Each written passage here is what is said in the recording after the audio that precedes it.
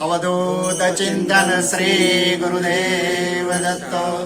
પરમ પૂજ્ય શ્રી રંગઅવધૂત મહારાજની 128મી જન્મ જયંતિ નિમિત્તે જંબુસર પરિવાર દ્વારા શ્રી રંગ મંદિર જંબુસરમાં દર વર્ષે જે પ્રોગ્રામો ઉજવાય છે એવી રીતે આ વર્ષે પણ પરમ પૂજ્ય શ્રી રંગઅવધૂત બાપજીની 128મી જન્મ જયંતિ નિમિત્તે સવારમાં પ્રભાતિયા, 9 વાગે પાદુકા પૂજન અને ભજનનો કાર્યક્રમ હોય છે.